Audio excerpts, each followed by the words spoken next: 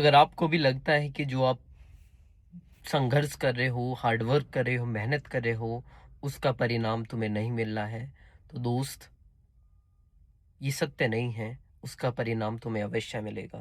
नमस्कार दोस्तों, हरे कृष्णा, मेरा नाम है वरुण और आज एक इसी टॉपिक पर बात करेंगे। उससे पहले मैं आपको बताना चाहूँगा कि जो भी संसार में जो बड़ी से बड़ी और अच्छी चीज़ है, वो समय लेती है। अच्छी चीज़ हमेशा ज़्यादा समय लेती है। अगर मैं आपसे पूछूं कि एक ताजमहल को बनने में कितना टाइम लगा, तो आप कहोगे कि 1 साल तो नहीं, 2 साल भी नहीं, 10 साल, 5 साल नहीं, पूरे 20 साल। अच्छी चीज़ें समय लेती है और आज भी उसकी खूबसूरती आप देख ही सकते हैं। ऐसे ही हजारों लाखों उदाहरण है। एक साइंटिस्ट ने एक बल्ब का आविष्कार करा, पूरे 1000 बार फेल होने के बाद भी वो लगा रहा और आखिरकार उसको सफलता मिली। दशरथ मांझी, जिसने पहाड़ को काट काट कर 25 से 30 साल लगा दिए और बीच में से रास्ता निकाल दिया। ये संघर्ष है, ये मेहनत है और ये एक पागलपन है जो इंसान के अंदर होना बहुत जरूरी है। अगर आप भी चाहते हो और आप भी कुछ बड़ा करना चाहते हो, तो दोस्त लगे रहो, क्योंकि कभी कभी चीज़ें जब ही हो पाती हैं जब हम अपने पूरे 100% मेहनत के साथ चीज़ों को करते रहते हैं और लगे रहते हैं।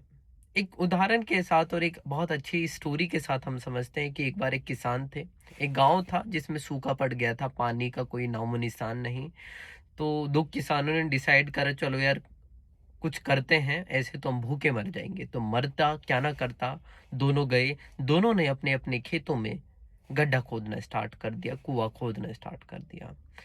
एक किसान ने खोदता रहा, 10 फीट खोदा, पानी नहीं आया। उसने सोचा कि यहाँ पानी नहीं है, दूसरी जगह स्टार्ट करता हूँ।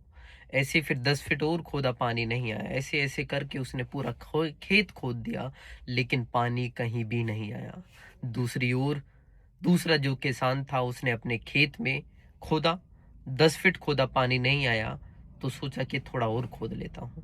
थोड़ा और खोदा, 10 फीट और, पानी नहीं आया। ऐसे कर कर कर वो खोदता रहा, खोदता रहा, खोदता रहा और आखिरकार वो सफलता हासिल हो गई।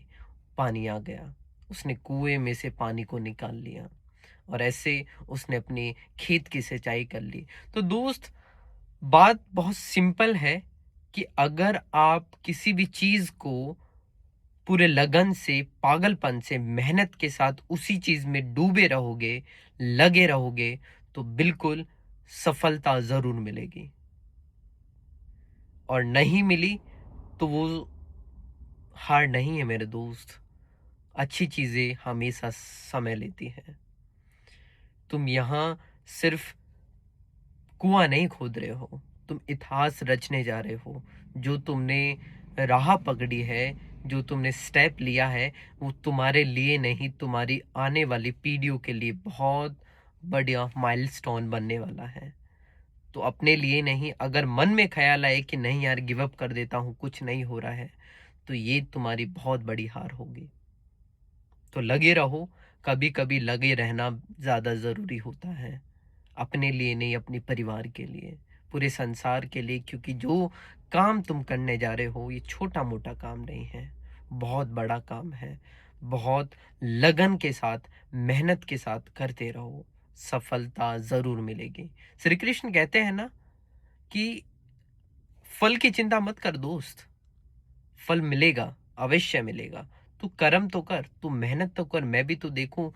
ये कुछ नहीं है, ये सिर्फ और सिर्फ तुम्हारा परीक्षा ली जा रही है भगवान के द्वारा, उस यूनिवर्स, संसार के द्वारा। जितना तुम ज्यादा लगे रहोगे पागलपन से, ईश्वर देख रहा है, उतने से डबल नहीं, बहुत बड़ा देने वाला है तुझे। लेकिन अभी परीक्षा ले रहे हैं, तो क्यों हम अपने आप को गिव अप करें, क्यों हम रुक जाएं।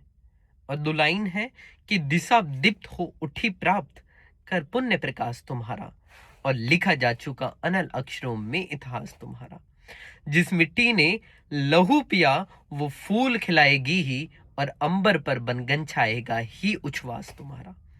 और देवता अधिक जांच ले, इतना क्रूर नहीं है, और थक कर बैठ गए क्या राही, मंजिल दूर नहीं है। तो दोस्त, वो मंजिल दूर नहीं है, लगे रहो, सफलता ज़रूर मिलने वाली है।